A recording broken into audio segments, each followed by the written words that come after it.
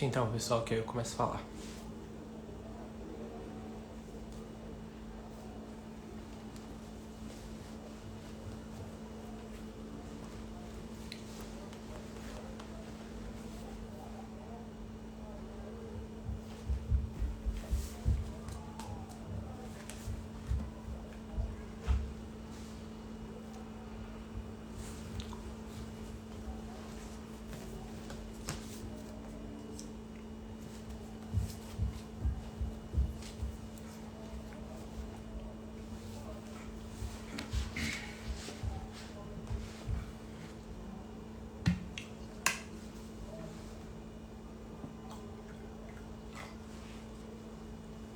Deixa o pessoal entrar para eu explicar o que está acontecendo aqui.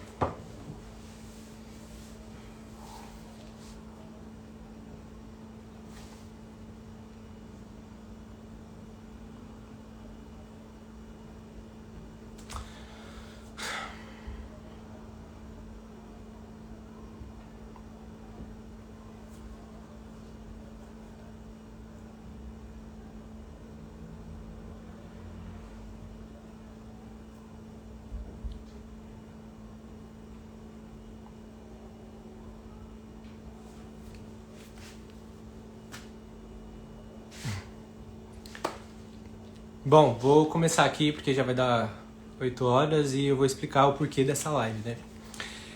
Esse é o meu pastor Leandro, antes que eu comece a falar. Primeiramente, como essa live se deu. Eu fiz um post sobre calvinismo e arminianismo no meu feed, né? Explicando basicamente as diferenças no que diz respeito à soteriologia, né? Que é o estudo da salvação. E aí, como cada visão ela representa cada ponto, né, a ser debatido. Esse é um assunto muito polêmico, que desde o Sínodo de Dort acontece, né? Então, eu quis trazer aqui para vocês 2 pessoas, daqui a pouco eu vou convidar eles aqui para participar da live, né? E, enfim, eu sempre me denominei calvinista, reformado, e vocês sempre me perguntaram, né, acerca disso. Porque todos os meus posicionamentos aqui eram diante dessa perspectiva e às vezes eu respondia algumas perguntas nos stories e vocês ficavam, mas como isso, mas como aquilo? E aí eu decidi fazer esse post resumindo basicamente a minha visão teológica. Será que eles já entraram? Pera aí.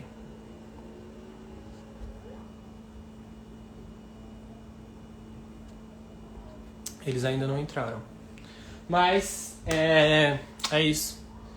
Eu trouxe meu pastor para contribuir com o debate aqui. Não sei tudo. E não vou hesitar em demonstrar minha ignorância aqui. Vou recorrer ao universitário. E é isso. Vamos lá. Deixa eu ver se eu consigo convidá-los.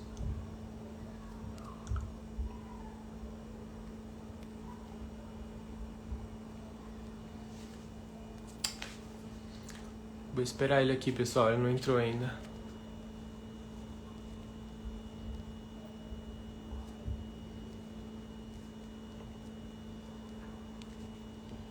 Canta aí. Pessoal. Quer se apresentar, pastor? Acho que melhor quando tiver o... Todo mundo? Todo mundo, né? Tá bom, então.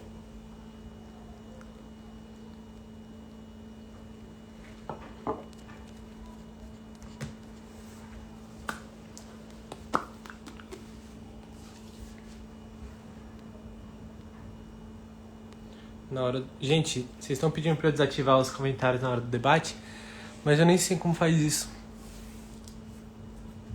Deixa eu ver.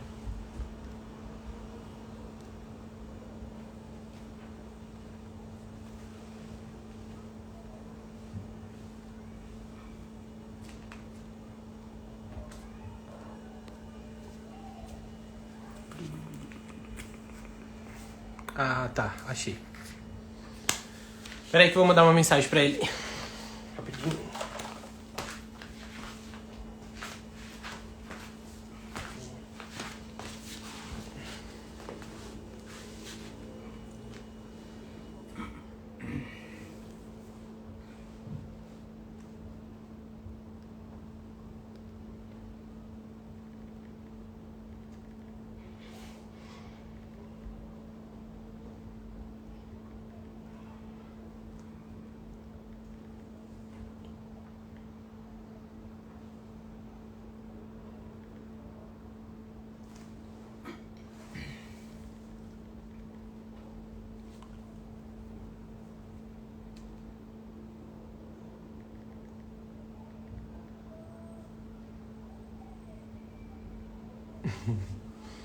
pessoal já tá causando aqui. Gostei do pastorzão. Quem falou isso? Seguidor aqui. Ué, galera. Estão atrasados.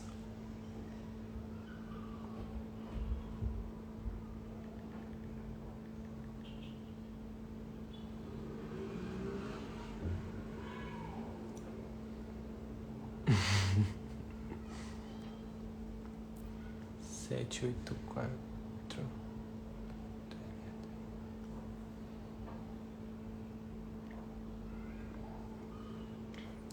Pô, tô rindo.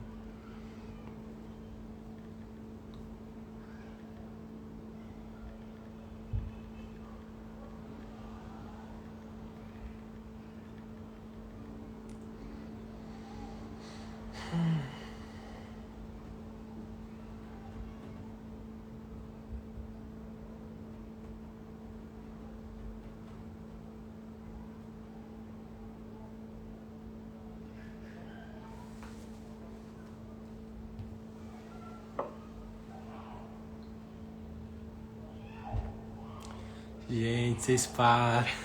Estão provocando, né? Então.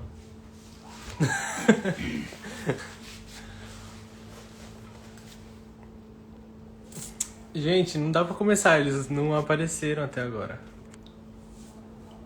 Tô tentando colocar até aqui, ó, pra convidar no arroba diretamente, sem eles precisarem solicitar, mas eles não estão na live, entendeu?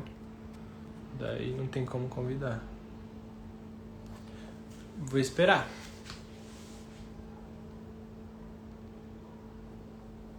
Senão o pastor vai pregar aqui. Só ele mesmo. Se eles não entrarem, a gente pode abrir para perguntas pro pessoal. Acho que eles tá online. Eles estão online? Então, ele acabou de ficar online aqui. Deixa eu ver se ele vai entrar na live. Você conseguiu desativar os comentários? Eu aprendi aqui já. Deixa eu apontar.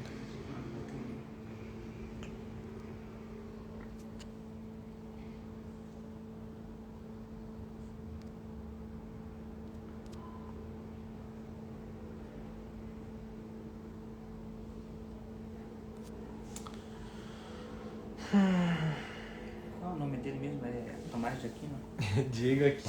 Tomás aqui. Diego Aquino. Diego Aquino. Tomás aqui. A provocação.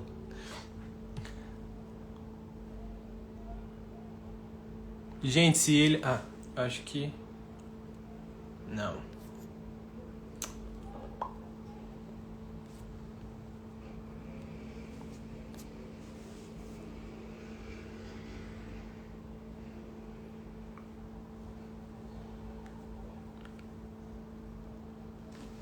Ativa só depois para algumas perguntas. Nossa. Cara, deixa eles fazerem perguntas então. Até o pessoal entrar. O que você acha?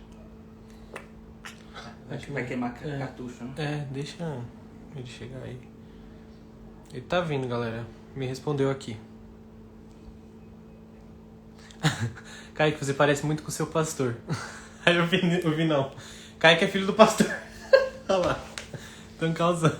Eu sempre achei o Kaique bonito. Olha lá. Tá vendo? É que eu pareço com o meu pastor. Deixa eu dar mais pra cá pra vocês verem melhor a beleza.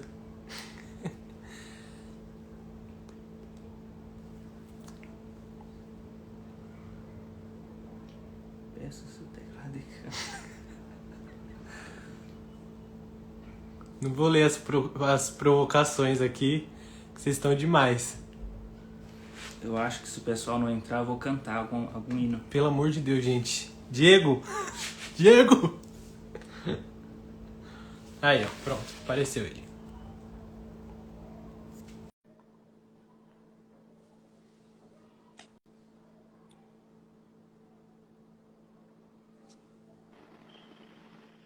Foi. Foi. Boa noite, irmãos. Paz, tudo bem? Paz. Boa noite, meu irmão. Paz. Beleza? Estão me ouvindo bem? Sim. Tranquilo? Tranquilo. Ouvindo a gente também? Sim, maravilha. Quero já de imediato pedir perdão. Eu acabei de sair de um aconselhamento pastoral aqui, tem alguns irmãos aqui em casa, e saí correndo e vim aqui, mas a gente conseguiu chegar aqui. Eu acho que o Vini, meu amigo, já deve estar aí. E prazer, gente, estar aqui. Obrigado aí por ter nos recebido, tá? O pastor, né, Reverendo Leandro, reverendo, prazer conhecê-lo. Gosto muito da presbiteriana, temos muitos amigos da presbiteriana. Também conheci esse jovem, o Kaique. É um prazer mesmo, gente. Obrigado aí. Show. Ele é esse Maranata, ora bem? Isso. Tá.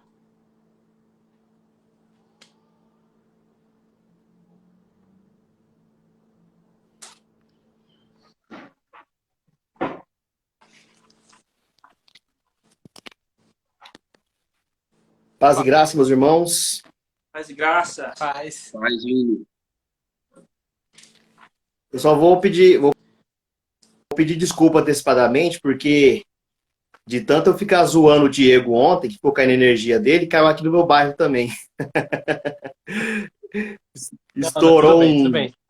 estourou um poste aqui no meu bairro aqui, aí eu tô meio aqui no breu aqui, mas dá pra improvisar um pouquinho.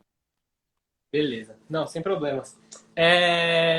Acho que a gente pode começar se apresentando, né? Vocês querem desativar os comentários? Ou vocês preferem deixar os comentários? Por mim, tudo bem. Por mim, pode deixar. Tá. Fechou. Eu acho que vou deixar os comentários então, galera, porque o pessoal tava pedindo para tirar. A gente pode começar com a oração, né? Vamos começar com a oração. Você faz essa oração, pastor?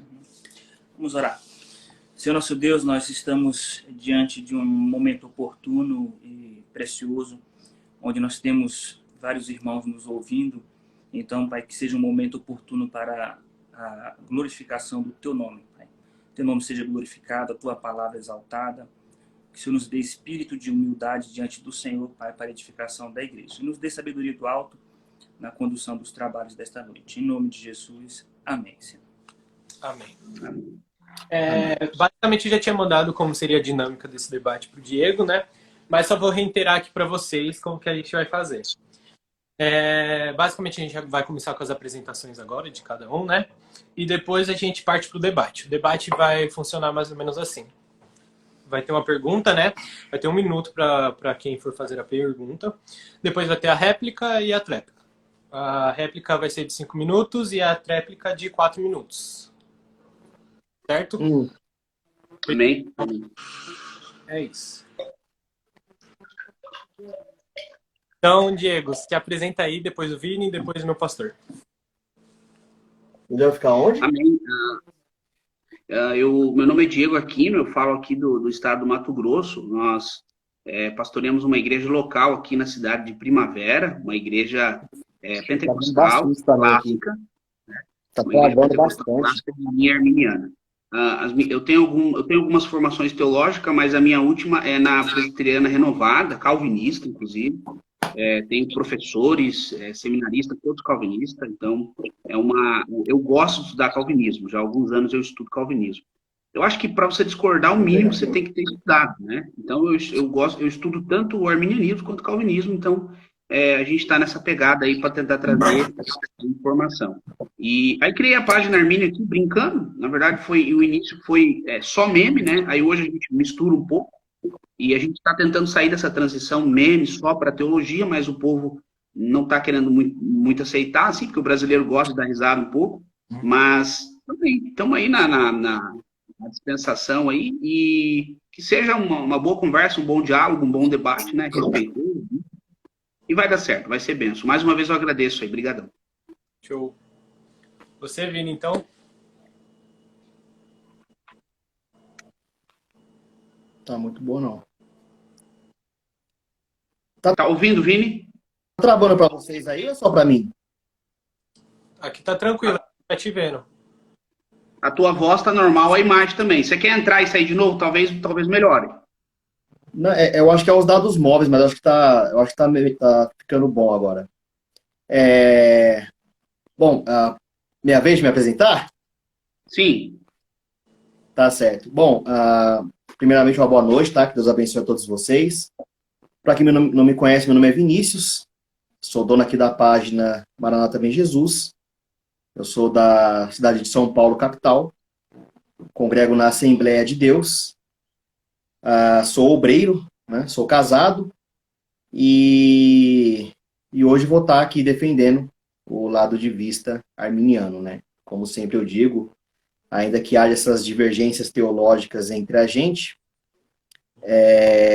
isso não impede com que a gente possa viver em harmonia, né? Até porque, querendo ou não, nós somos irmãos em Cristo. Ainda que a gente entenda o modus operandi da salvação de maneira diferente, nós acreditamos no mesmo Deus, acreditamos no mesmo Cristo que nos salvou com a sua morte na cruz e que ele vai voltar. Independente se é pré ou pós-tribulacionismo, mas ele vai voltar para a honra e glória do Senhor. Então, já agradeço o convite aqui de vocês de antemão, tá? E espero que a gente possa aprender aqui uns com os outros. Me chamo Leandro, vim do Maranhão, estou morando em São Paulo desde 2006, me formei pelo Seminário Presbiteriano. Estou pastoreando a Igreja Presbiteriana de Diadema desde 2017. Aqui é para tentar contribuir de alguma forma. Show. Vocês gostariam de fazer a primeira pergunta ou a gente começa daqui? Vocês que sabem. Tá ouvindo, Diego? Sim, o irmão que manda. Fica à vontade, irmão. Então, fechou. Quer começar? Tá bom, posso perguntar então. Meus irmãos, a primeira pergunta que eu queria fazer é o seguinte. Considerando que para os arminianos, os teólogos arminianos, defendem que a salvação é para todos, né? Que Deus disponibiliza a salvação para todos, com base em textos como 1 Timóteo capítulo 2, e defende isso com base na palavra todos, né? E também em outros textos que fala que Cordeiro de Deus que tira o pecado do mundo, etc. Então, pautado nisso e baseado nisso, como vocês explicam o texto de Efésios capítulo 4, versículo 6? À luz do arminianismo. Vou começar assim que vocês falarem os 5 minutos, tá bom? E aí a gente começa a cronometrar. Então a pergunta é, sob o ponto de vista arminiano, como vocês explicam o texto de Efésios capítulo 4, versículo 6? O texto diz assim: um só Deus e Pai de todos, o qual é sobre todos, e age por meio de todos, e está em todos. Eu acredito que o arminianismo não defenda que Deus é Pai de todos, literalmente, de toda a humanidade, de cada indivíduo. Pelo menos até agora eu nunca vi nenhum arminiano defender isso. Mas o texto diz que Deus é Pai de todos e está em todos e age por meio de todos. Como assim Deus está em todos e Deus é Pai de todos? Então a minha pergunta, como vocês explicam esse texto à luz do arminianismo? Certo. O arminianismo, pelo menos na visão de Jacobs, ele vai dizer que o Senhor Deus ele é soberano, ele age em todos, porque nada pode ser em vão ou algo que acontece do nada. Então, no cristianismo tradicional ortodoxo não tem alguma coisa acontecer por mera coincidência. Então, um dos pontos defendidos por Jacobs é a soberania exaustiva de Deus. Deus governa todas as coisas. Então, talvez isso, às vezes, não é propagado, até mesmo pelos arminianos, por desconhecimento. O Jacobs Armínio, ele pregou sobre o governo total de Deus.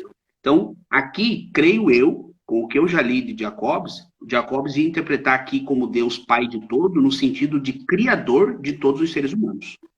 Não no sentido que ele é pai de todos, no sentido que ele salvou a todos, ou todos aqui, os filhos, são todos os salvos em Deus. Mas aqui, na visão de Jacob, seria pai de todos como criador de todas as coisas. Porque nós, apesar do arminianismo pregar que a graça, né, e a salvação está disponível a todos, biblicamente nós sabemos que não é todos que serão salvos. Né? Serão salvos aqueles que creem e se arrepender na pessoa de Jesus Cristo. Então, em linhas gerais, aqui o Pai de todos seria o Deus governando todas as coisas. Jacobs vai dizer que o Senhor Deus, ele decreta sim, mas não de forma, não todas as coisas. E o mal ele apenas permite, porque Deus não trabalha diretamente decretando o mal. Então, a minha resposta seria essa, que aqui todos, o Pai de todos, é no sentido de criação, Deus criou todos os seres humanos. Vinícius, quer falar alguma coisa? O Diego já explanou de uma maneira tão profunda que eu não teria nem o que acrescentar. Eu basicamente responderia justamente o que ele respondeu. Eu não tenho muito ao que acrescentar. Posso fazer? Pode. Posso fazer uma outra pergunta baseada nisso, então? Eu acho que agora é a réplica do senhor, né? Isso. Certo. Mas como vocês provam, biblicamente, textualmente, que o Pai de todos aí é no sentido de criação, não no sentido de filiação? Como provar no texto de Efésios que o significado de Pai de todos aí é criação e não no sentido de filiação? Essa foi a réplica do senhor? Certo? Agora a nossa tréplica. Pode começar, Kaique? Pode. Certo. Quer começar, Vini, ou eu posso falar? Não, pode falar, porque tá travando muito aqui para mim. Eu vou ver se eu consigo entrar e sair de novo. Certo. Eu poderia responder da mesma forma que os reformados poderiam responder que todos não são todos em João 3,16. Que todos não são todos em Romanos 11. Porque se no calvinismo em específico, né, algumas vezes todos não são todos, por que no arminianismo todos precisam ser todos em qualquer contexto? Então aí que fica uma grande questão, né? Será que vale essa forma de exegese só do lado reformado? Não, mas João 3,16 todos não são todos. Ah, mas Romanos 11 ali não a misericórdia não é para todos no sentido de todo ser humano, é só dos eleitos. Então me provem que João 3,16 e Romanos 11 também pode ser tido como todos no sentido de toda a raça humana ou só os eleitos, e daí nós podemos usar a mesma interpretação em Efésios 4. Porque se o texto não está dizendo que o sentido de pai aqui é salvífico, por que eu não posso fazer uma inserção? Vocês são teólogos, vocês sabem que a teologia vai trabalhar com interpretação insertiva. Eu posso fazer inserções no texto, caso o texto não me diga de forma clara. Então, a tréplica seria, se do lado reformado é possível, né, os irmãos aceitam de fazer essa comparação, que às vezes todos não são todos, por que em Efésios 4 não o seria? Essa seria a minha tréplica.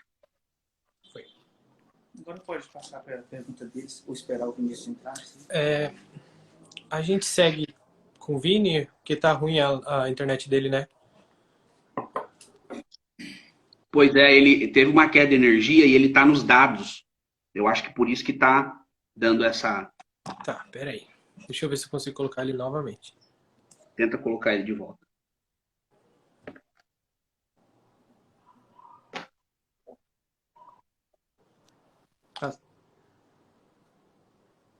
Vamos ver se vai agora, porque tá bem complicado aqui para mim. Tá. Diego, então eu passo para tua pergunta, pode ser? E aí você tem um minuto para a pergunta e aí a gente parte para a réplica e a tréplica. Bom, a minha pergunta, eu quero fazer ela com base em Gênesis, capítulo de número 3, versículo de número 22. A pergunta diz o seguinte, ou melhor, o versículo. Então disse Deus, eis que o homem é como um de nós, sabendo, algumas traduções, principalmente a fiel, vai dizer conhecendo, na versão internacional vai dizer discernindo, entre o bem e o mal. Ora, para que ele não estenda sua mão e coma da árvore da vida, e coma da árvore da vida e viva eternamente, o Senhor Deus, pois, o lançou fora do jardim. Quero me atentar ao versículo 22. hoje, boa parte dos calvinistas, né, dizem que não existe o livre-arbítrio.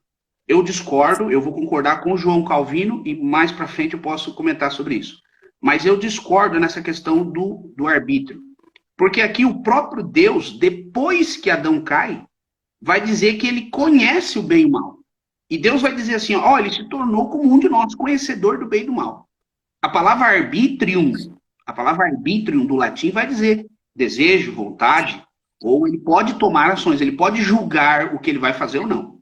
A minha pergunta é, se o próprio Deus aqui no versículo 22 está dizendo que o homem tem o discernimento, o conhecimento entre o bem e o mal, por que os reformados aqui no Brasil negam o livre-arbítrio? Essa é a minha pergunta. Então, Diego, eu responderia da seguinte forma. Livre-arbítrio não tem necessariamente a ver com a parte cognitiva em si, mas com a capacidade inata do ser humano tomar uma decisão de acatar uma exortação de Deus ou não. E o ser humano tem essa capacidade de se aproximar de Deus e de receber o convite da graça. Isso não necessariamente... O que eu quero dizer com isso é o seguinte, uma pessoa pode ter uma ciência do que é certo e do que é errado e não necessariamente ter capacidade de escolher o bem. Por exemplo, o fato de um escravo saber que existe prisão e liberdade não coloca em condição de se libertar.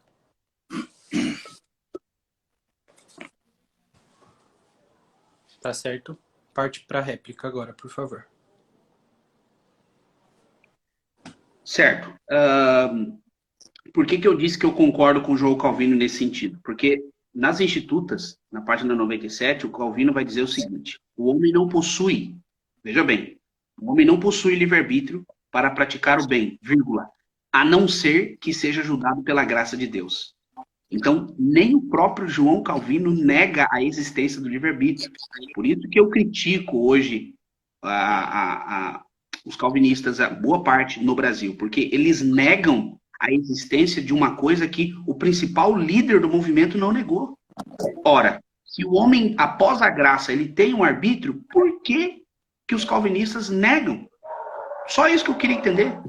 Então, muitas das vezes propago na internet que Armínio defendeu o livre-arbítrio e o Calvino negou o livre-arbítrio, mas isso não é verdade.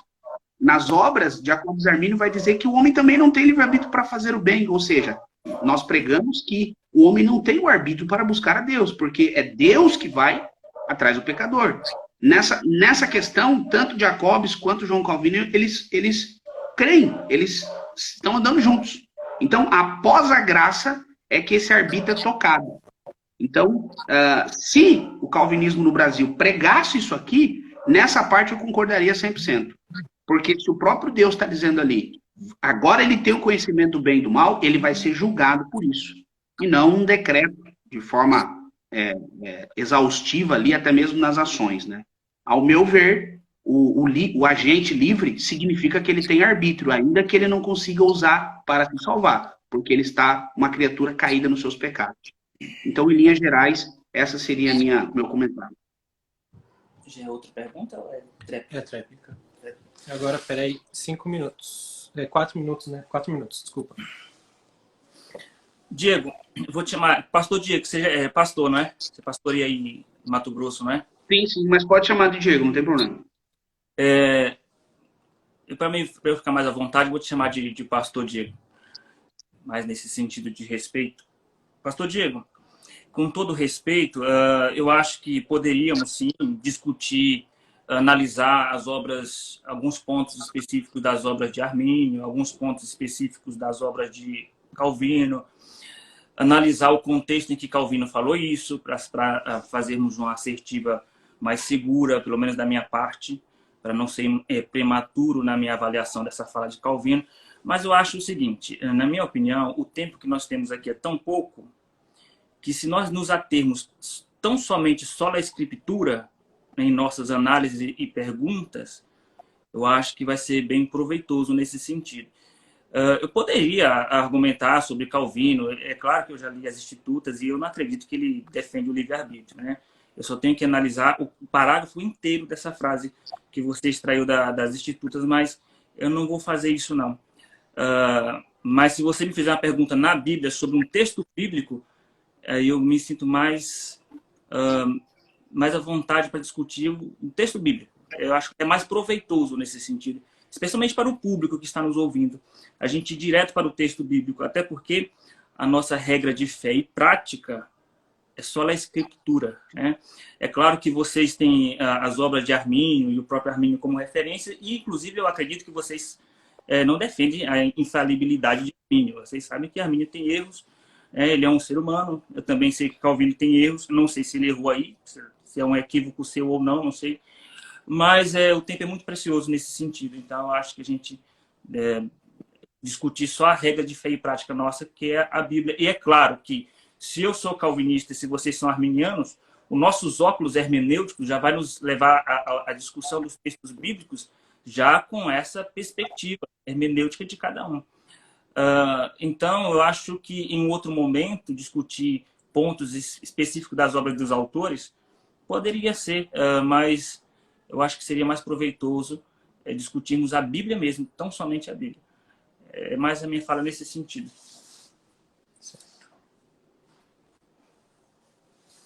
Parte agora para a tua pergunta, né? Uma pergunta? Só um minuto, peraí. É isso. Tua pergunta, 1 minuto. Senhores, meus irmãos, a minha pergunta é o seguinte. Se é do desejo de Deus salvar a todos, Deus deseja salvar a toda a humanidade, como explicar Marcos capítulo 4, versículo 10 a 12, onde Jesus está explicando as parábolas, inclusive a parábola do semeador? Os discípulos o questionam sobre essas parábolas, a explicação das parábolas, e Jesus responde dizendo o seguinte, que estas coisas estão encobertas para os de fora, para que vendo não enxerguem, ouvindo não ouçam, para que não venha porventura se converter e ter o perdão dos pecados. Ou seja, Jesus está dizendo que os segredos do reino de Deus não foi revelado para os de fora, para que eles não se arrependam, para que ele não se converta, para que ele não obtenha o perdão de pecados. Então, o texto diz claramente que o motivo pelo qual Jesus não revelou os mistérios do reino para os de fora, o motivo é porque Deus não quer que eles venham se arrepender ou se converter. Foi. Minha pergunta. Só um minutinho. Os dois podem comentar? Os dois podem comentar? Tá. Vini, faz um comentário que daí eu também, aí depois eu faço um que eu acabei de falar. Sim, Tá bom. 5 minutos, tá? Só um minutinho. Vai lá. Ok. Pastor, obrigado pela pergunta, tá? Primeiramente. Vamos lá. Eu entendo que se essa interpretação ela estivesse certa, ela entraria em contradição com outros textos bíblicos. Porque existem muitos textos bíblicos que diz que Deus quer salvar a todos. Que Deus ele quer que as pessoas venham ao conhecimento da verdade e venham se arrepender deles. Então, como é que uma parte da Bíblia diz que Deus quer que os homens se arrependam e outra parte diz que não? Então, tem alguma coisa errada. Como nós acreditamos que a Bíblia ela é inerrante, então, obviamente, a interpretação de um dos dois está equivocada. Nós sabemos que os evangelhos eles são sinóticos, né? Os 4 evangelhos são escritos por pessoas falando do mesmo contexto, da mesma história, só que com perspectivas diferentes. Existem alguns outros textos, né, que falam a respeito disso, que dizem que, na verdade, essas pessoas escutaram a respeito do reino, mas não entenderam, porque elas estavam com o coração duro. Então, assim, seria algo um pouco incongruente dizer que Jesus ele falava as coisas com o intuito das pessoas não entenderem. Até porque os próprios discípulos de Jesus eles não entenderam as parábolas de Jesus. Jesus teve que explicar para eles posteriormente. Então, assim, a pergunta que fica, se Jesus explicou para os discípulos, por que os mesmos não poderiam explicar para as outras pessoas posteriormente? Então, a minha resposta seria essa. Para mim, não faz sentido dizer que Deus, em alguns textos, ele não quer que todos entendam para que não possam ser salvos.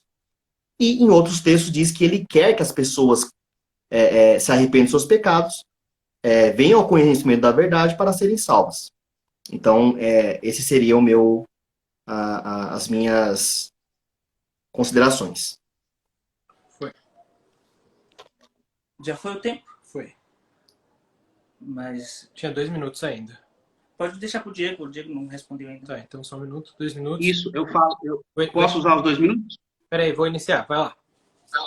Certo.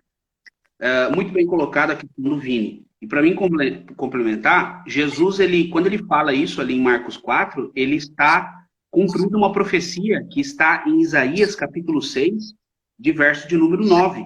E vai dizer, ouvis e não entender, esse povo, verso 10, ele tem ouvidos, mas não estão ouvindo, tem olhos, mas não estão, veja. Aí o próprio texto responde por quê? Verso de número 11.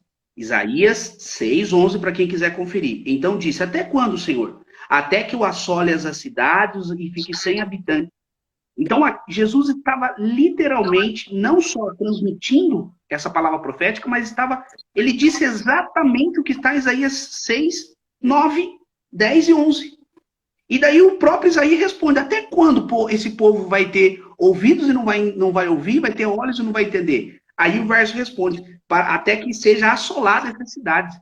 Porque como é que o Senhor vem, diz, vão e prega o evangelho para todo mundo, só que tem um monte de gente aí que eu não vou deixar ouvir, eu não vou deixar entender.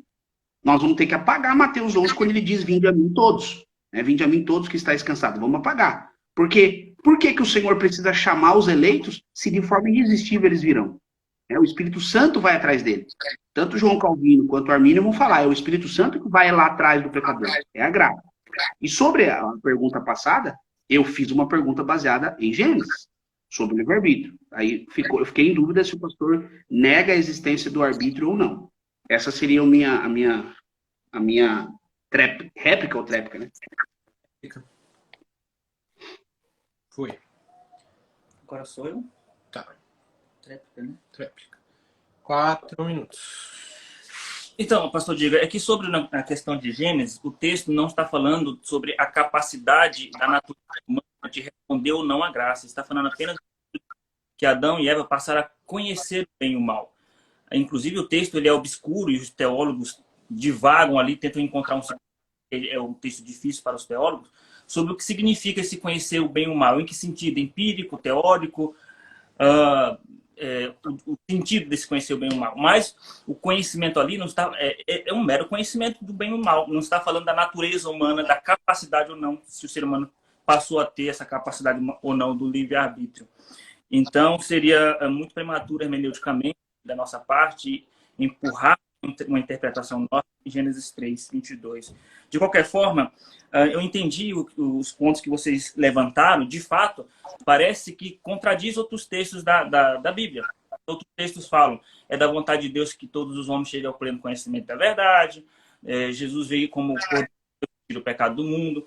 Mas justamente por causa essa discussão que nós estamos tendo aqui, essa divisão arminianismo e calvinismo, no que diz respeito à soteriologia, nasce justamente por causa dessa aparente contradição que existe entre esses textos.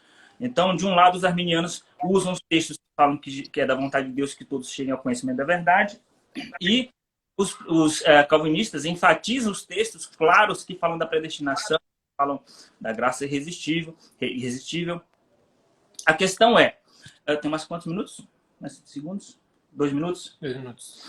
Então, a questão se existe essa aparente contradição, e não existe contradição na Bíblia, é só uma aparente se você não fizer uma interpretação correta, a questão se você defende um ponto de vista, você tem que ter segurança para explicar o texto. Então, sobre os textos que 1 Timóteo capítulo 2, o texto de João, é da vontade de Deus que todos os homens cheguem ao pleno conhecimento da verdade. Eu tenho um posicionamento sobre esse texto, tenho uma explicação sobre esse texto. Mas isso posteriormente, se vocês me perguntarem sobre isso. Mas o foco específico aqui qual é a explicação que vocês têm, explicação bíblica. Qual é a resposta bíblica que vocês têm para Marcos 4, versículo 12? Para que vendo, vejam e não percebam, e ouvindo, ouçam e não entendam, para que não venham a converter-se e haja perdão para eles. Então, Jesus está dizendo o seguinte: por que Deus encobre essas verdades para os de fora, para que não venham a converter-se e haja perdão para eles. Para eles não se converter e não haver perdão para eles. É claro que essa leitura em si já é pesada. A leitura já é pesada. Traz complicações aparentes, mas a minha pergunta é... a pergunta não é para que eu responda esse texto. A pergunta é direcionada a vocês. O que vocês entendem desse texto? Como vocês explicam esse texto de maneira que não contradiga os fundamentos do arminianismo?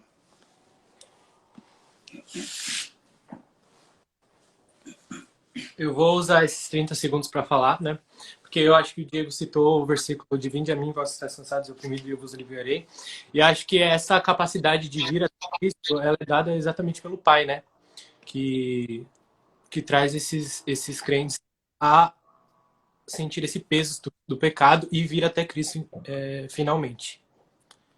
E chegamos ao final. Eu acho que agora é outra pergunta, né? É outra pergunta agora. Uma nova pergunta. Sim. Eu quem faço a pergunta? Peraí, 1 minuto. Isso. Você ou Vini? 1, 2, Vai lá, Vini. Ok. Bom, acredito que vocês já devem ter falado isso quando eu saí da live, né? Para ver se a internet conseguia me ajudar um pouquinho aqui. Que é a respeito da expiação ilimitada. Existem alguns textos, né? Onde fala que Deus quer que o mundo seja salvo, Jesus morreu pelo mundo e tal. E alguns argumentos que alguns calvinistas usam é que mundo não é mundo e todos não são todos, né? Em alguns textos. Uma vez um calvinista, ele me deu uma resposta dizendo que quando a palavra mundo aparece na Bíblia, ela tem mais ou menos umas 7 ou 9 interpretações diferentes. Por exemplo, o mundo de João 3,16 não é o mesmo mundo que fala o mundo jaz no maligno, né? São colocações diferentes. A pergunta que eu queria deixar para os irmãos é a seguinte: como que vocês conseguem nos provar que o mundo de João 3,16 não está se referindo a todos os seres humanos? Boa pergunta, Vinícius. O irmão Kaique. Oi. O pessoal nos comentários falou que eles têm a impressão que tá 2 contra 1. Então, se você puder responder também dentro dos minutos, só para o pessoal ficar contente aí. Quer responder? Sobre João 3,16? Deixa eu ver. Acho que é válido a gente falar sobre o mundo ali como alvo do amor universal de Deus, né? E não do amor salvífico em si. Porque ele morreu para todo aquele que nele crê não perecer, né? Mas ter a vida eterna. Acho que isso é suficiente para explicar que o amor salvífico atinge algumas pessoas e o amor universal a todos. Acho que esse é o meu parecer. Tá bom. Posso responder? Em parte? Tem quantos minutos? 4. Então, tá bom. Vamos lá. Vinícius, a sua pergunta, Vinícius, foi muito boa. Primeira coisa, todos nós, não estou dizendo que vocês não são humildes, tá? Estou dizendo que todos nós, calvinistas, arminianos, seja qual for a linha teológica, todos nós temos que admitir que alguns textos da Bíblia são difíceis. Alguns textos são difíceis. Mas isso não significa que não haja resposta. Pelo menos respostas possíveis para esses textos.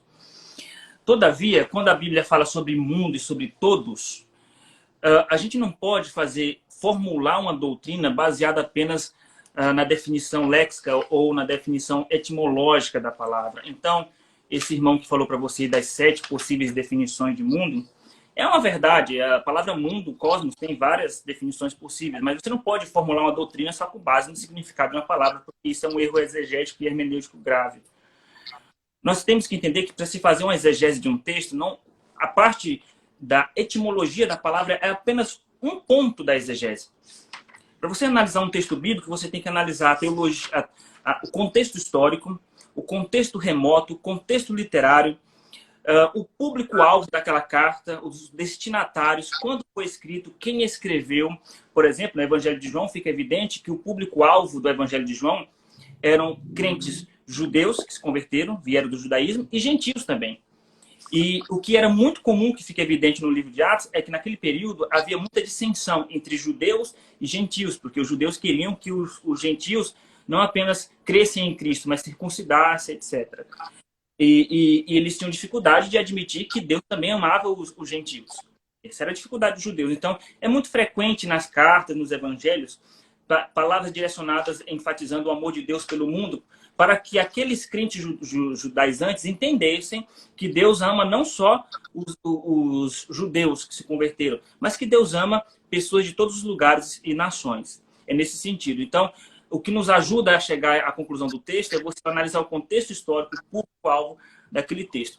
Agora, vou aproveitar os 2 minutos para responder a respeito de alguns específicos. Por exemplo, João 3,16, Deus amou o mundo.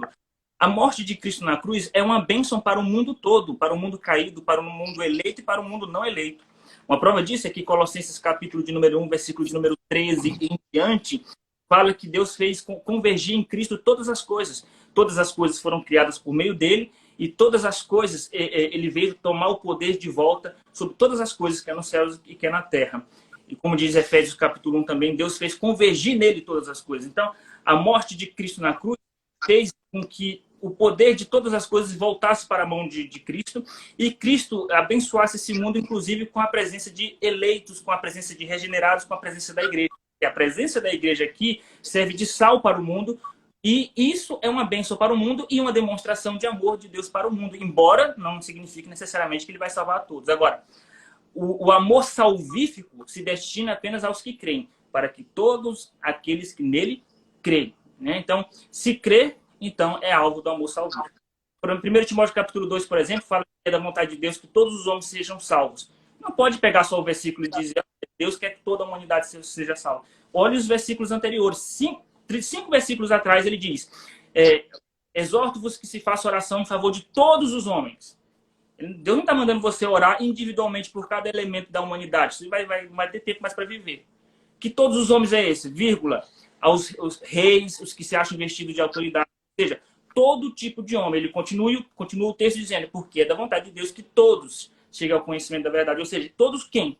Todo tipo de homem, não só pessoas comuns, mas os reis, as autoridades, etc. Então, o contexto nos ajuda muito nesse sentido, Vinícius. Então, respondendo a tua pergunta, essa é a minha resposta.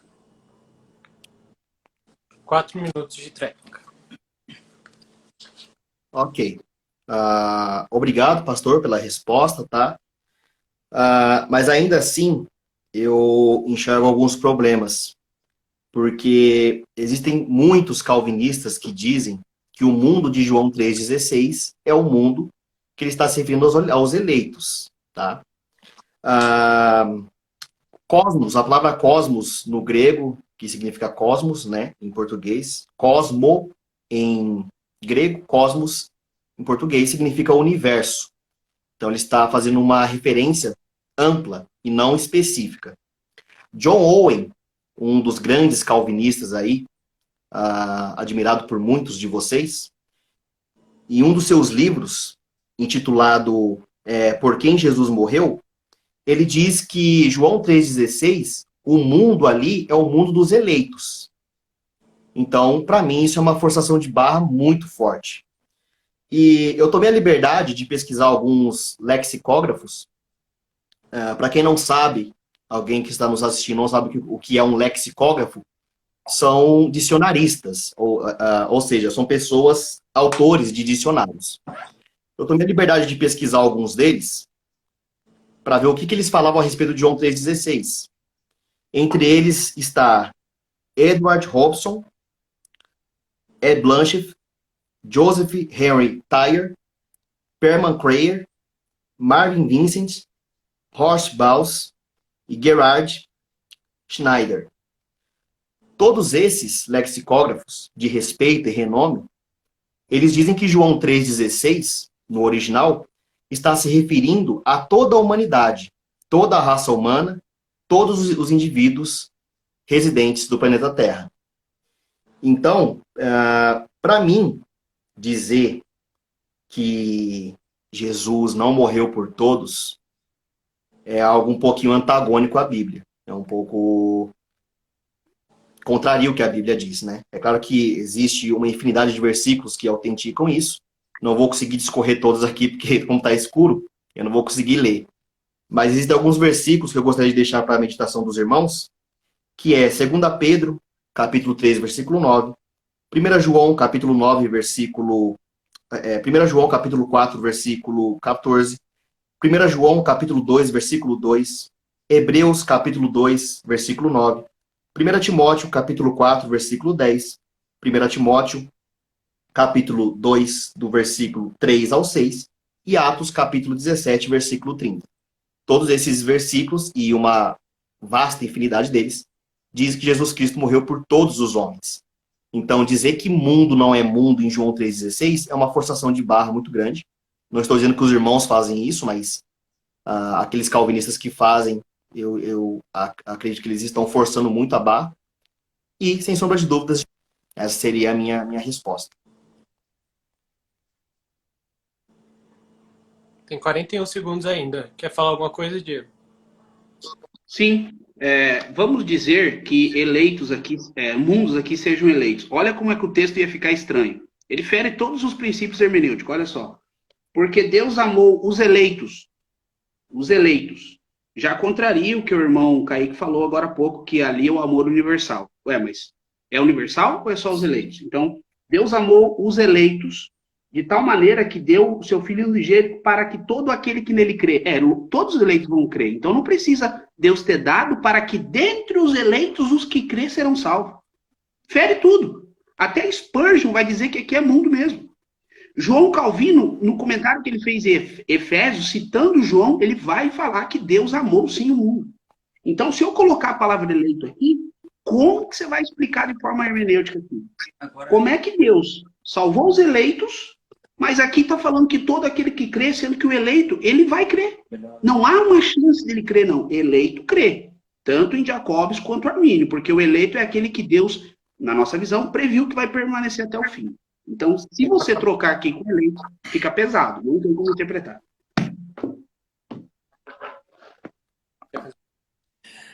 Minha pergunta para vocês é o seguinte. Na opinião de vocês, é possível um crente ter certeza da salvação futura? É possível um crente ter certeza de que ele vai ser livre do inferno? Ele pode ter essa certeza? Pode responder? 5 minutos. A minha vai ser Voltou segunda. minha luz aqui, glória a Deus. Maravilha. A minha vai ser segundos, daí eu já posso passar por Vini. É possível, na nossa interpretação, ter certeza da salvação absoluta. Porque o Senhor Jesus, além do Senhor Jesus Cristo ter dado essa certeza, que da minha mão ninguém toma minhas ovelhas, ele garantiu que aquele que perseverar até o fim será salvo. E o mais poderoso, Paulo vai dizer que o Espírito testifica que somos filhos de Deus. Então, sim, no arminianismo e qualquer linha teológica bíblica, teológica, haverá certeza da salvação. Agora, a impossibilidade de perder ou desviar-se vai contra o que Paulo cita a Timóteo várias vezes. Ele vai dizer, Paulo, irmãos se desviaram indo após Satanás. Paulo, muitos, seguindo a mentira, se desviaram da fé. Ora, só pode ter se desviado da fé quem já teve fé um dia. Aí algum irmão vai dizer, não, mas essa fé não é uma fé salvífica.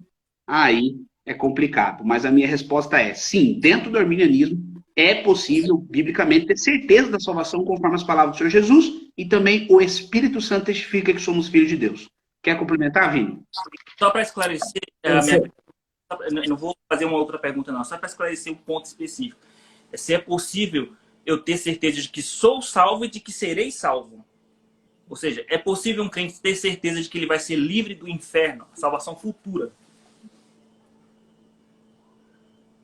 Respondo novamente que sim, porque o Hebreus vai dizer o que é fé. Fé é a certeza das coisas que não se vê e que se esperam. Ora, eu não ainda vi eu lá no paraíso.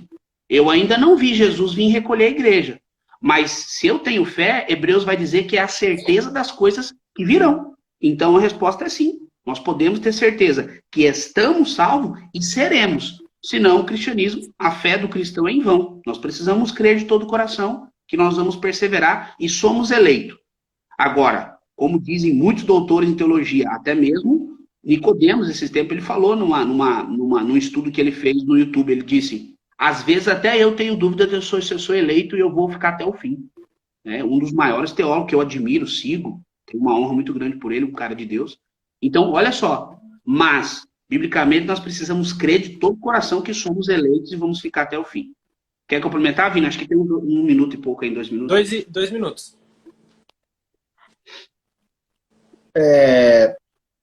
Bom, eu só usaria Mateus, capítulo 24, versículo 13. Aquele que perseverar até o fim será salvo. Então, a pessoa que está perseverando, ela é salva. Ela só vai deixar de ser salva se ela não perseverar. Justificação, a pessoa foi salva. Santificação, a pessoa está sendo salva. Glorificação, a pessoa será salva.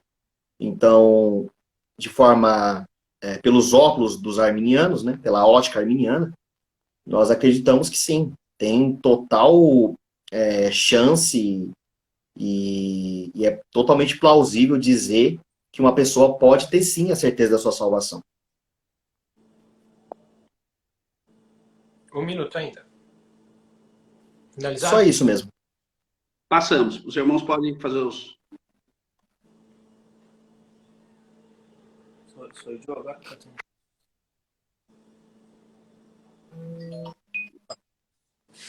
Eu entendo, meus irmãos, que do ponto de vista arminiano, porque do ponto de vista arminiano é possível ter certeza da salvação se a pessoa perseverar, como os textos que vocês usaram, para defender essa tese. Então, enquanto você estiver salvo, você pode ter certeza de que você é salvo. Essa é a premissa arminiana e faz sentido dentro da lógica arminiana. Porque se o arminianismo defende que para você se manter salvo até a volta de Cristo, você tem que fazer a sua parte, se esforçar, santificar, se consagrar, então, bom, eu confesso que para mim é novidade que vocês estão falando no sentido de que, vindo da boca do arminiano, de que é possível ter certeza da salvação futura, inclusive, é novidade para mim. Mas não estou criticando, tá? Estou dizendo que é novidade, mas não estou criticando os irmãos nesse sentido. Mas, na minha opinião, fere a lógica arminiana. Porque é o seguinte, se a perseverança do crente até Jesus voltar depende, em parte, para alguns arminianos, para outros arminianos, depende em tudo do esforço do indivíduo de perseverar, porque, inclusive, o texto que foi usado, se perseverar até o fim. Então, inclusive, esse texto diz isso, como vocês usaram. Aquele que perseverar. Então, existe um papel humano na segurança da salvação. Agora, como ter certeza de algo que vai depender do meu esforço? Na lógica calvinista, é tranquilo. É muito tranquilo. Por quê? Porque nós admitimos que a Bíblia tem exortações para os crentes. Nós admitimos que a Bíblia tem, inclusive, ameaças voltadas para a igreja. Tem textos bíblicos falando de ameaças. Olha, se você não perseverar até o fim, não vai ser salvo aquele que perseverar até o fim. Mas para um calvinista, isso é muito tranquilo de resolver. Primeiro, nós cremos na perseverança dos santos porque é o Espírito Santo que nos dá o penhor da herança. É ele que garante essa salvação. E temos várias promessas bíblicas para isso, né? As minhas ovelhas, eu dou minha vida pelas minhas ovelhas, jamais perecerão. É uma promessa, jamais. E eu acredito que somente uma pessoa que se apoia na promessa dessa pode ter certeza e pode ter paz. Porque minha pergunta que eu fiz para vocês iria gerar uma outra pergunta. Como ter paz se não tiver certeza? Mas vocês disseram que é possível, inclusive, do livramento do inferno, né? Só que eu acho que o posicionamento de vocês contradiz o arminianismo, no seguinte sentido. Vocês acham que é possível um crente ter certeza do livramento do inferno? Como conciliar isso com o fato de que depende do esforço? Então, se depende do meu esforço, como é que eu vou ter certeza? Eu posso ter expectativa. Eu tenho expectativa de que eu vou ser salvo no futuro. Mas certeza não dá. Claro que não dá para ter certeza se depender do meu esforço. Se depender do meu esforço, não dá para ter certeza. só dá para ter certeza se depender da graça. Aí sim você pode ter certeza. Agora, não estou falando da salvação presente. Não estou falando assim, ter certeza de que você está salvo. É claro que se você diz que é crente, no mínimo você tem que dizer, ter certeza que você está salvo. Estou falando da certeza do livramento eterno. Tá? Então, eu acho que isso contraria a lógica arminiana. Né? Como que você vai ter certeza do livramento, de ser livre do inferno, se depende do seu esforço? Né? Ou seja, uma das teses, uma das premissas básicas do arminianismo é que é possível perder a salvação. Inclusive, tem arminiano que diz que tudo bem, é só no caso de apostasia. Que seja, mas é possível para o arminiano. Então, como que é possível você ter paz, ter certeza de uma coisa que você pode perder? Essa é a minha pergunta. Certo. Eu posso Vini, comentar? Vamos usar 2 minutos cada um, Vini? Vamos usar 2 minutos cada um? Vai lá, pode começar, dá as honras aí. Tá. Hora que dá 2 minutos aí, irmão Kaique, levanta um sinal aí. Tá bom. Por favor. Bom, vamos lá, gente. Vamos fazer algumas considerações muito importantes. Primeiro, Armínio nunca falou que é possível perder a salvação. Ele deixou isso em aberto. Obras de Armínio, a partir da página 230, volume 1, ele vai dizer, nós precisamos fazer um novo sínode, porque o Armínio, ele pregava perseverança. Só que existe essa interpretação dentro do arminianismo clássico, porque ele diz bem assim, é impossível aqueles que foram salvos cair da graça. Armínio falou isso. Por isso que alguns calvinistas até postam isso nas suas páginas. O Armínio também era calvinista, né, brincando. Só que eles não completam a frase. O Armínio escreveu isso, daí ele escreveu, vírgula, mas esses irmãos precisam perseverar.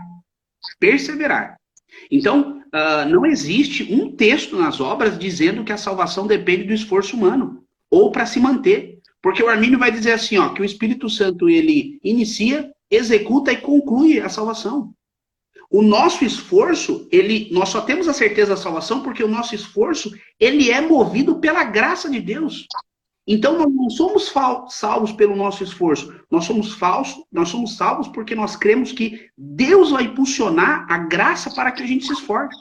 É totalmente diferente. Então, o arminianismo clássico nunca pregou de forma afirmativa que o homem cai da graça, porque nem Armínio bateu o martelo com isso. Ele foi humilde e pediu um novo sínode. Ele pediu uma nova reunião para debater. Mas ele diz bem assim, na página 236. Porém, há muitos textos que trazem essa conotação de cair da graça. Mas outros textos também trazem a conotação que o homem vai perseverar irresistivelmente. Ele foi humilde nessa parte. Então, sim, cremos, se os irmãos viram algum arminiano dizer que não tem certeza da salvação presente e futura, talvez eles não leram direito esses textos que eu citei para os irmãos, e o pastor também citou de forma abençoada aí.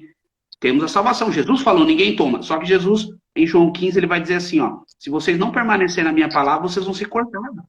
Ele estava falando para os apóstolos. Os apóstolos são eleitos. Ora, por que ele vai dizer isso para os apóstolos? Se vocês não permanecerem na minha palavra, vocês vão ser cortados e lançados no fogo. Então, essa possibilidade de cair não é Armínio. É Jesus e Paulo. Essa seria a minha... Vini, se quiser colocar. Eu só queria fazer uma pontuação aqui, que acredito que o pastor ele confundiu um pouquinho o arminianismo com semipelagianismo ou pelagianismo. Nós arminianos, quando nós lemos João capítulo 24, versículo 13, o perseverar ali não é obras, o perseverar é fé. Perseverar na fé, perseverar crendo. Até porque o crer, eu costumo dizer que o crer ele não é um ato isolado. O que eu quero dizer com isso? O crer ele não é como um espirro. Atim, cri, pronto. Não. O crer é como respirar, é contínuo. Para você continuar vivendo, você precisa continuar respirando. Para você continuar salvo, você precisa continuar perseverando. Perseverando em quê? Crendo em Jesus Cristo. Então, nenhum arminiano sério, legítimo e autêntico e honesto, acima de tudo, defende a ideia de que a perseverança requer esforço. Até porque a própria Bíblia diz, Efésios 2:8, pela graça sois salvos por meio da fé, e isso não vem de vós, é dom de Deus, não vem das obras para que ninguém se glorie. Então, assim, salvação por obras, perseverança por obras, nunca foi, não é e nunca será um ensinamento arminiano, tá? Então, só para deixar claro, o perseverar ali não é obras. Não é que, então quer dizer que para vocês se manterem salvos, vocês precisam se esforçar. Não. A gente precisa continuar crendo. Essa é a minha fala. Certo. Quem fez a pergunta foi ele da tréplica? Não, já foi. Não, já foi a tréplica, foi deles. A gente pode fazer mais uma pergunta ou abrir para os comentários. O que vocês preferem? Porque aí seria de vocês, né, a pergunta. Eu tenho mais uma pergunta para fazer. Então, manda bala. Posso fazer? 1 minuto, vamos lá. Obrigado pela oportunidade. Já entrando nesse contexto de perda de salvação, né, evidentemente, os calvinistas defendem a letra P da tulipe, que é a perseverança dos santos. Gostaria de perguntar para os irmãos o seguinte: se a salvação não se perde, se é impossível perder a salvação, por que a Bíblia nos dá tantos alertas de que isso é possível?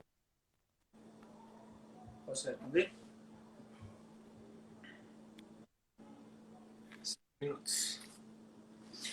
Então, Vinícius, em primeiro lugar é o seguinte, a sua pergunta, embora talvez não tenha sido a sua intenção, mas ela já veio torta para mim. Quando você diz assim, por que a Bíblia faz tantos alertas dizendo que é possível? A Bíblia faz alertas e exortações. Mas não existe uma afirmação na Bíblia dizendo é possível um eleito perder a salvação. De qualquer forma, para nós é muito tranquilo no seguinte sentido. Por que a Bíblia faz tantas exortações e ameaças para a igreja, para os crentes, se é impossível os eleitos perderem a salvação? A resposta é simples, porque a palavra de Deus não volta vazia. A palavra de Deus não volta vazia. Ou seja, essa exortação de ameaça, quando cai nos ouvidos de um eleito, uma ovelha, a ovelha vai atender, vai acatar e vai perseverar. Porque disse, as minhas ovelhas ouvem a minha voz. Todas as ameaças, todas as exortações bíblicas, quando chega no ouvido de uma ovelha, a ovelha vai atender. As minhas ovelhas ouvem a minha voz. A palavra de Deus não volta vazia. Isso se aplica no mesmo processo do evangelismo e a eleição. Por exemplo, se a pessoa já é eleita, por que evangelizar? Porque a palavra de Deus é um meio pelo qual Deus vai salvar o eleito. Existe um meio, um mecanismo que Deus usa. E o meio é o evangelismo, é a evangelização. Do mesmo jeito, então, para que um eleito seja salvo, ele tem que ouvir a palavra. E ele vai ouvir a palavra. Porque Deus vai fazer ele nascer no lugar certo, na hora certa, e vai ouvir a palavra naquele lugar. Então, para um eleito ser salvo, ele tem que ouvir a palavra. E o evangelho é uma exortação. Arrependei-vos e crede. E para o eleito perseverar na salvação, também é usada a palavra de Deus, com as exortações. A questão é, o fato da Bíblia fazer exortações e ameaças não significa que o crente pode perder a salvação. Não. O fato da Bíblia usar exortações e ameaças porque foi o método de Deus aliado à sua justiça. Porque Deus quer que assim seja. Quando essas ameaças e essas exortações chegarem com um bode, o bode não vai ouvir a voz do pastor porque ele é bode. E essas ameaças e exortações que ele ouviu quando ele estava na igreja, sendo um joio, mesmo ímpio, vai servir de maior rigor de juízo contra ele. Mas quando essas ameaças e essas exortações bíblicas, por exemplo, quem tem ouvidos, ouça o que o Espírito diz à igreja, aquele que perseverar até o fim será salvo. Quando essa palavra cai no ouvido de um eleito, de uma ovelha, tranquilo, isso vai produzir frutos, porque Jesus disse, minhas ovelhas ouvem minha voz. Então, o fato da Bíblia ter tantas exortações e tantas ameaças, isso não invalida a certeza da salvação. É o meio que Deus usa, é um dos meios que Deus usa para afirmar mais ainda os eleitos. Então, não há uma contradição. Não há uma contradição.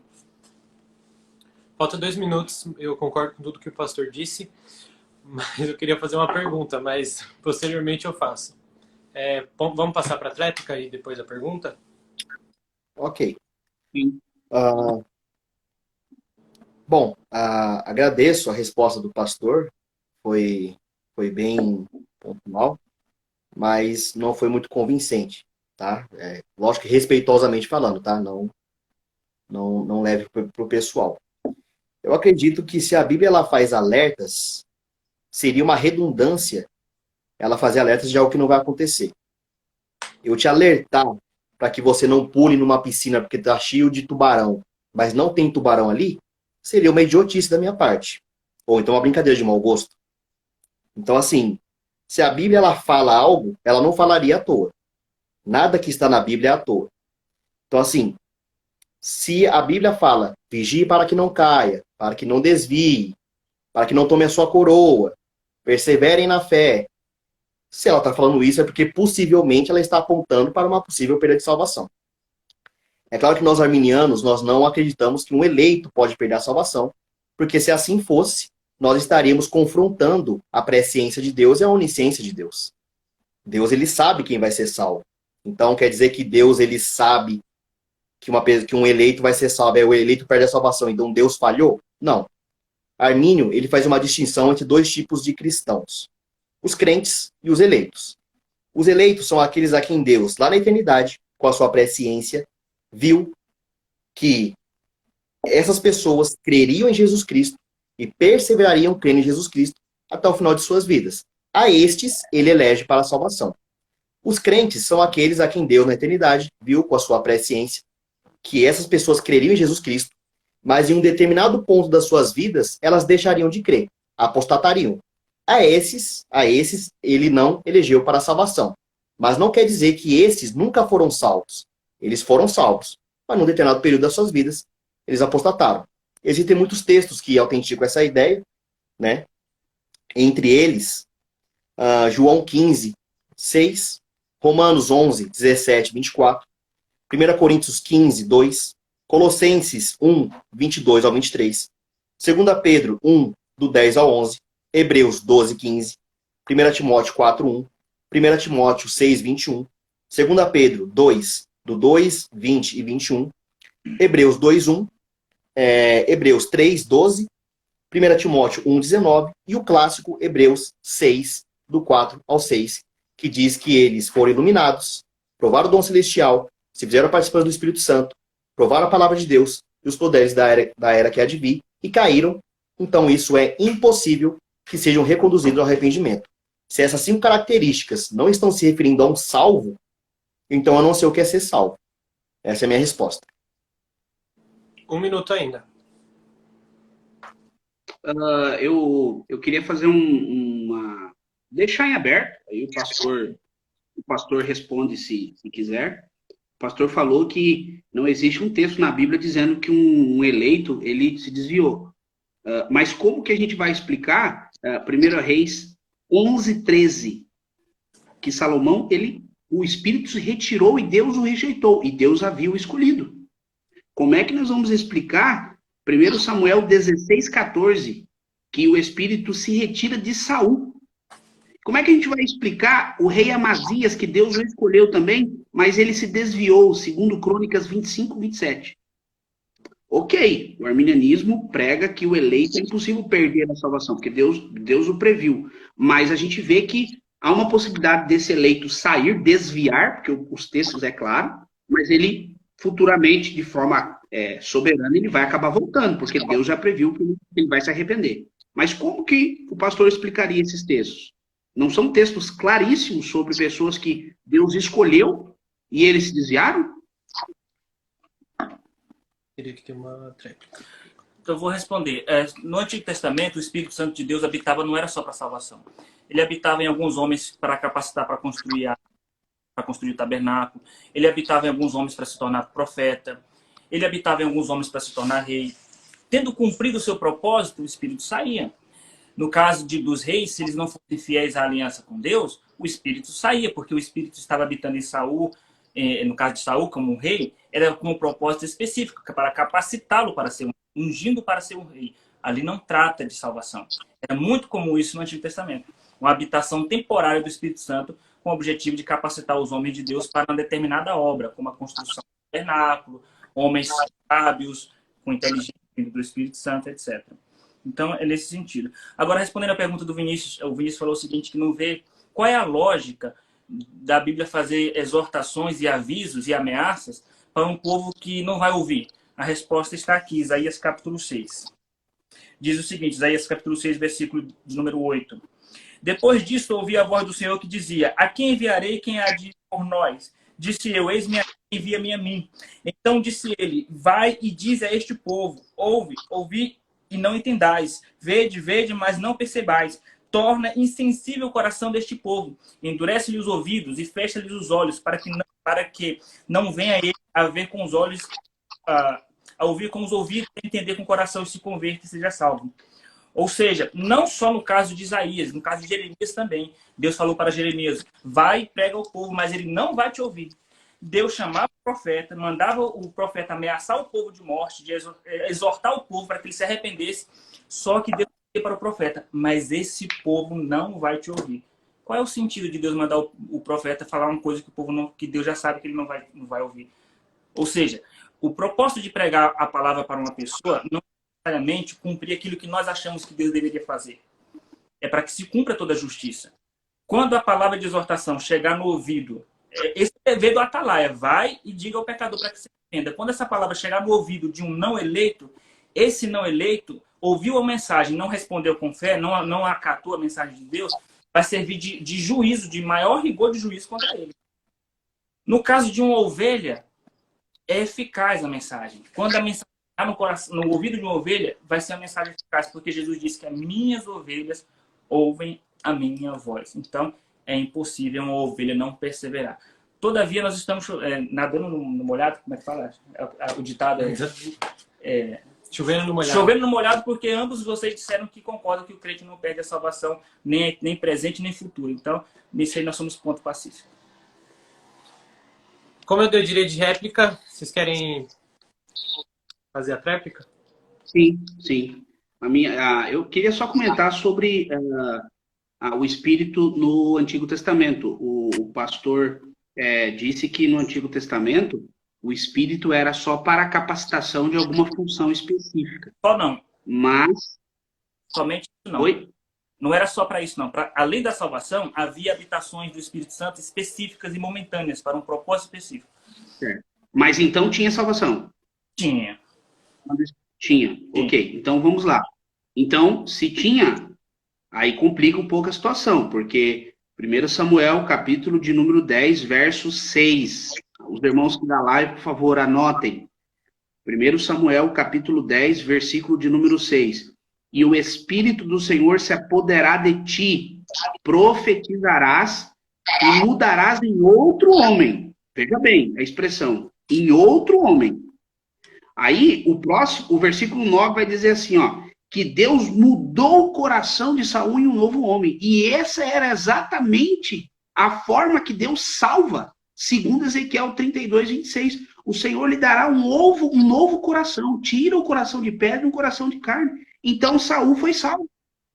Saul, bíblica, só se entrou em contradição, Ezequiel 36, porque o texto diz que a salvação é Deus tirando o coração. Se nós somos uma nova criatura, Deus tira esse coração de pedra e nos dá um novo coração, um novo entendimento. Foi exatamente o que aconteceu com Saul. Porém, a Bíblia diz que o Espírito se retirou dele. Então, Saul foi salvo em 1 Samuel, capítulo 10, versos 6 e 9, e lá para frente, aí, no capítulo 14, o Espírito se retira dele. Então, é por causa destes e outros textos que a Bíblia ensina claramente que existem ex-salvo. Ex-salvo. Nós cremos que os eleitos não vão perder a salvação porque Deus previu. Mas a pergunta que eu faço, e eu acho que nenhum ser humano vai ter capacidade de responder. Quem pode apontar o dedo e mostrar quem são os eleitos eternos? Se não Deus, que já sabe o futuro, que já sabe toda a eternidade. Então, nós, tanto calvinistas e arminianos, acreditamos que somos eleitos pela fé, porque ainda a gente não morreu, não partimos. Então, a gente vê claramente ex-salvos. Eu citei só uma passagem, mas eu tenho que se desviou o rei Amazias, e também eu vou ter que se desviou Salomão. Salomão, na sua velhice, diz que aquelas mulheres lhe perverteram o coração e Deus veio e puniu Salomão. Por causa do desvio de conduta e de fé e de caráter de Salomão, que Deus dividiu o reino. Então, essa seria a minha tréplica. Se tem mais um minutinho, o Vini quiser falar. Eu não estou contando. Sobrou algum tempo aí?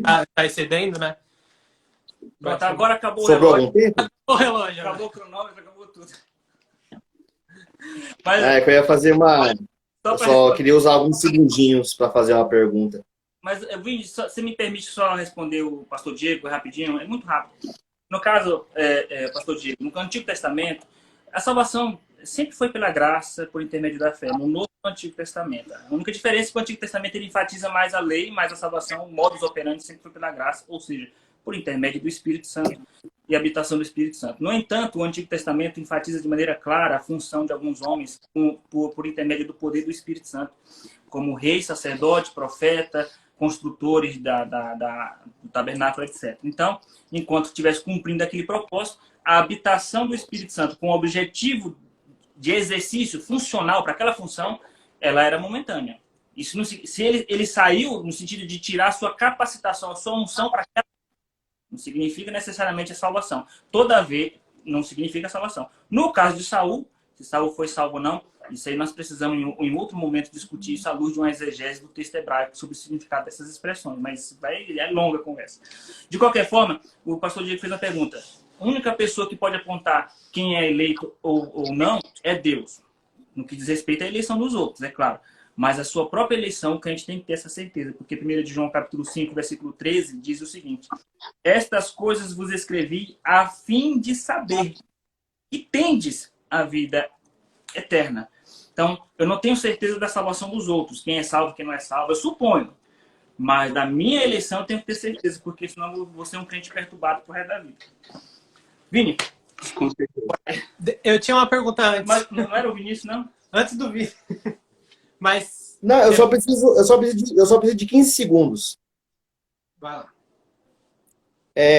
Eu gostaria que os dois me respondessem duas perguntas. A primeira, é só com sim ou não, não precisa discorrer se não quiser. A primeira, vocês acreditam que Saul, ele foi salvo? Sim ou não?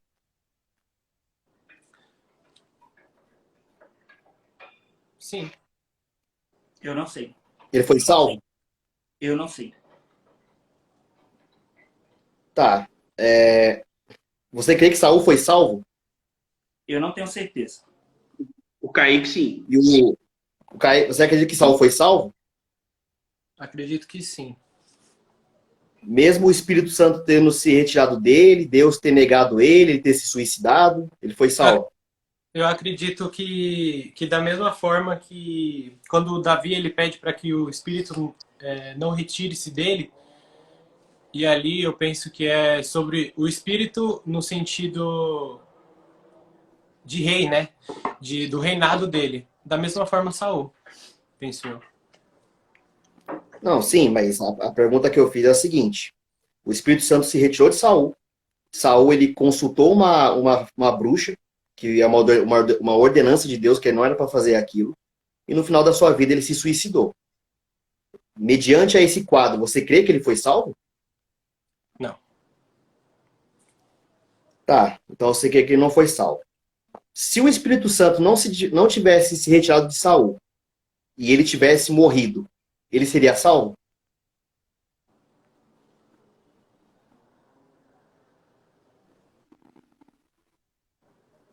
Se o Espírito Santo não se retirasse de Saul, repete, por E ele favor. tivesse morrido. Se o Espírito Santo não tivesse se retirado de Saul e ele morresse nesse estado, com o Espírito Santo dentro dele, ele seria salvo? Sim. Tá. Só isso que eu queria saber. Tá certo. A minha pergunta é o seguinte. O arminianismo ele acredita na graça preveniente, certo? Oi? O arminianismo ele... Sim, sim. Então seria basicamente dizer que pela graça, né, Deus ele capacita o livre-arbítrio para que o pecador ele responda ao chamado da salvação. Sendo assim, um pecador ele pode dizer sim a esse chamado. Como que você pode determinar, né, dentro dessa linha de pensamento que você é salvo e o seu próximo não? Porque senão a sua obra, né, em última análise, seria o fator da sua salvação. Então essa é a minha pergunta. Eu não entendi a pergunta muito bem. Como através da graça preveniente vocês acreditam que podem responder pela salvação e Deus não pode preterir a outros, né? Não capacitando para a salvação. É essa a pergunta. Bom, a graça preveniente, a gente enxerga ela da seguinte maneira. O homem, quando ele está no pecado, cego pelos seus delitos e iniquidades, é como se ele tivesse com uma venda nos olhos. Quando a graça preveniente ela vem até o homem, Deus tira essa faixa dos seus olhos, de modo que ele pode agora enxergar a verdade, enxergar a vida, enxergar o caminho. Nesse exato momento, o homem ele só tem uma ação: aceitar ou rejeitar. Isso é o que nós chamamos de sinergismo. Então, assim, a única participação que o homem tem na salvação é responder positivamente com fé, aceitando-a ou rejeitando-a. No caso, seria isso. Tem algo? Posso fazer uma pergunta? Pode. Olha, eu tinha outras perguntas para fazer para vocês. Eu tinha desistido de fazer essas perguntas porque vocês passaram a dizer que o crente não perde a salvação, nem a presente, nem a futura. Só que agora vocês voltaram a dizer que, inclusive, crentes do Antigo Testamento perderam a salvação. Saul... Não, perdão, reverendo. Talvez a gente não expressou de forma mais clara, mas nós defendemos que o eleito não perde a salvação, mas o crente, ou seja, aqueles que vão aceitar e vão acabar se desviando no meio do caminho, esses, possibilidade de perda da salvação. Agora, os eleitos, eles não... Eu, particularmente, talvez o Vini não concorde com isso, porque existe... A gente tem diversidade, às vezes, até mesmo dentro da linha.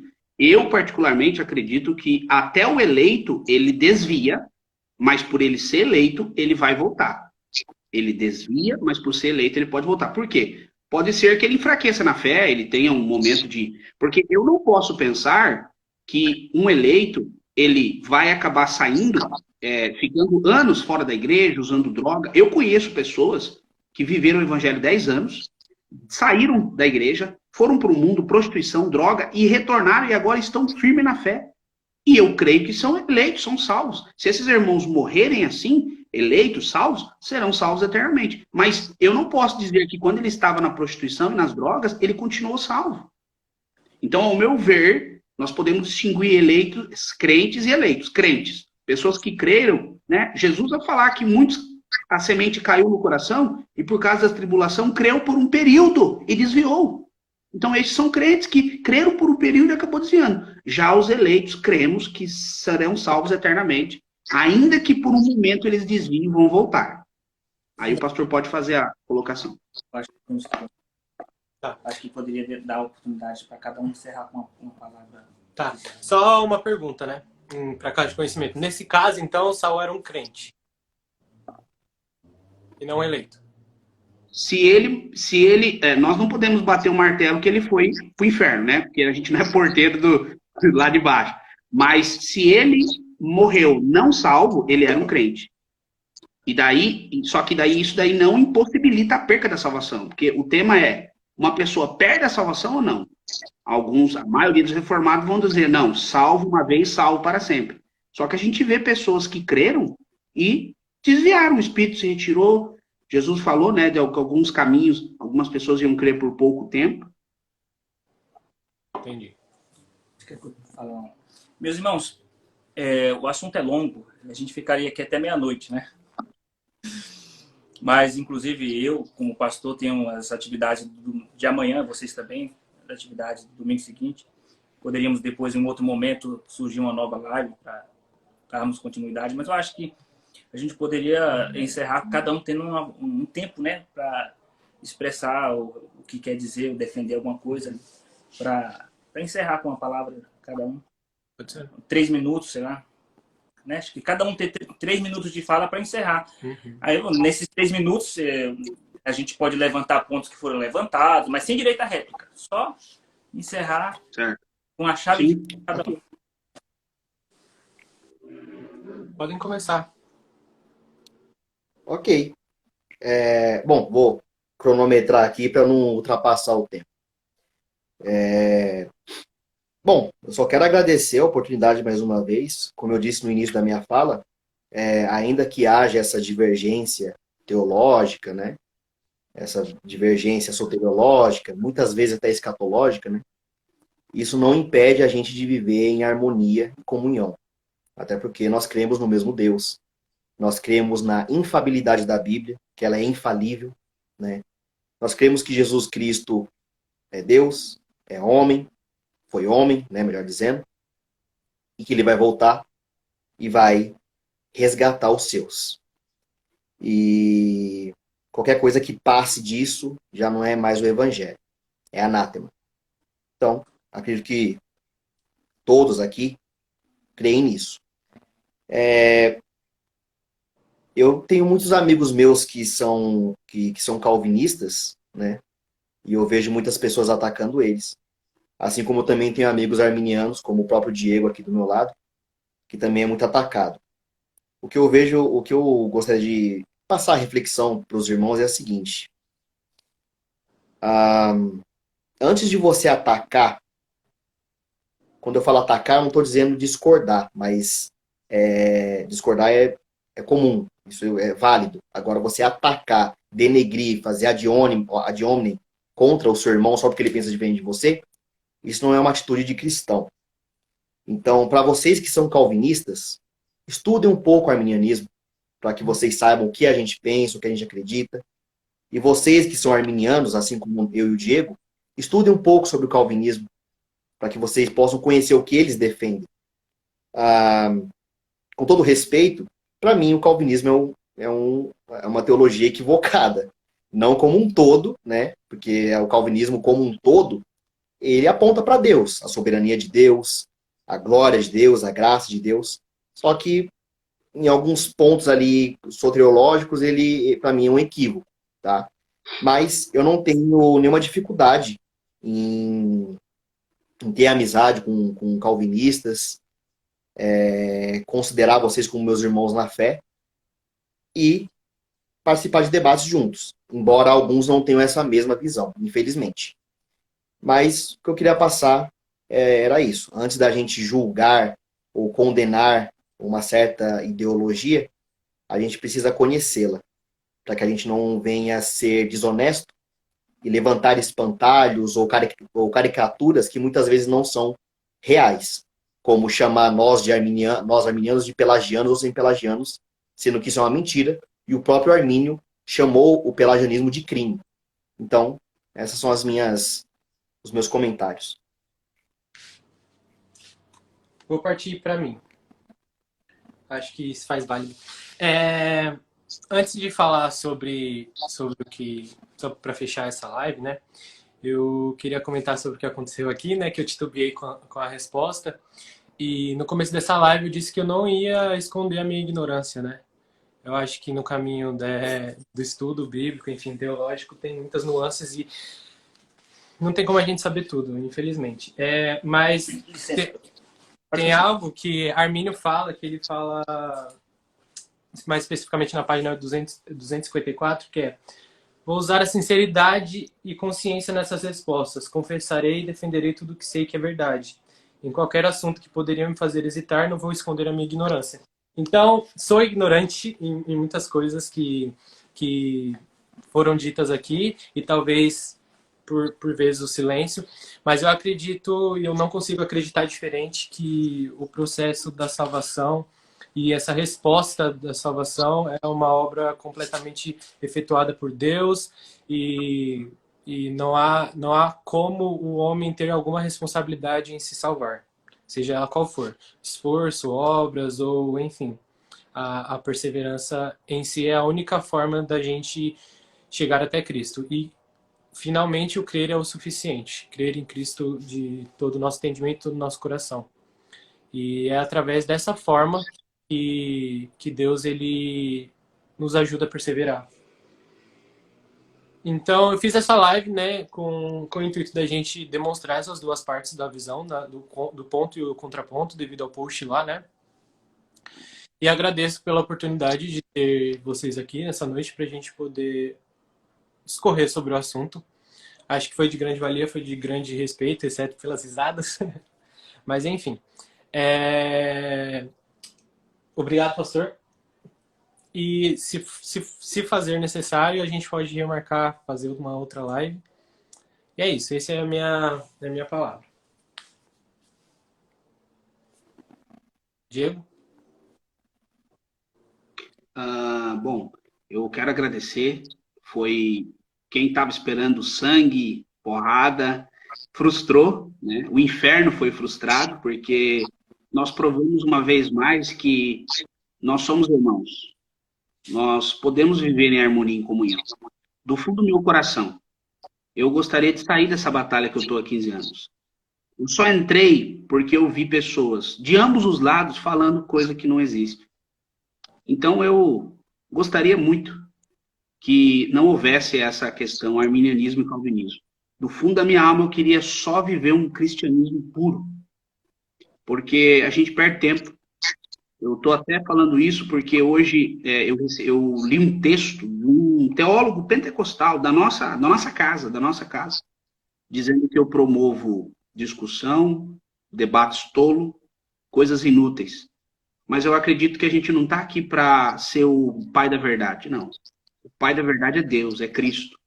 Então, se tem um ignorante aqui, sou eu. Eu faço do Armínio as minhas palavras. Se o Armínio, um cara que rejeitou um doutorado, um camarada que os calvinistas o colocaram para debater o calvinismo e defender, o reverendo, por certo, leu, o irmão também, o Kaique, talvez sabe essa história, Beza indica ele por carta, recebam o professor Armínio, porque é o Beza, sucessor de João Calvino. Quem somos nós para bater o martelo? Então, eu acredito que tudo que envolva a Bíblia e discutir de forma amigável, como nós o fizemos, é bom. Então, eu louvo a Deus pelo tempo disponível do reverendo Leandro para estar aqui conosco, o tempo do irmão Kaique, e glória a Deus por nós estarmos aqui. E mais uma vez eu digo aos irmãos, não queira ser um debatedor da internet, não queira. Eu estou aqui apenas para tentar ajudar aqueles que deturpam, que não é o caso dos dois irmãos aqui, e a gente conseguiu colocar alguns pontos. Se Deus salva e o ser humano não participa nem 1%, ou o ser humano participa se arrependendo, uma coisa é certa, a salvação é pela graça e a gente vai estar lá um dia.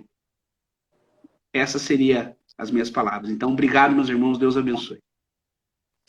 Quero agradecer a oportunidade que o Kaique me deu para vir para o debate, que na verdade foi uma conversa fraterna. Fiquei feliz com o resultado, né, de ter sido com um teor fraterno, de muito respeito. Eu não gosto de debates onde há deboche, onde há falta de respeito. Então, fiquei feliz com esse momento, né? E um abraço aos calvinistas, aos arminianos que estão nos ouvindo, que Deus os abençoe ricamente. E nós somos irmãos, estamos juntos na mesma batalha, na mesma fé, né? E minha palavra para todos é se fortificar na graça, crescer na graça do Senhor Jesus Cristo, para todos nós, né? Então, que Deus os abençoe, que Deus abençoe o pastor Diego, que Deus abençoe o Vinícius. Quando o Vinícius entrou, eu pensei que era o Edson da nossa igreja, quando o Vinícius entrou. Parece muito. É que essa piadinha vai ficar como herança para nossa igreja, viu, Vinícius? Depois. Quando você parece muito com o Edson, deixar passar essa piada aí. Deus te abençoe, Vinícius. Espero que seja um elogio, pelo menos. Eu não sei. Deus abençoe, meu irmão. Foi um prazer, viu? Um prazer mesmo. Amém. O prazer foi nosso. Abraço, galera. Um abraço. Tchau, tchau.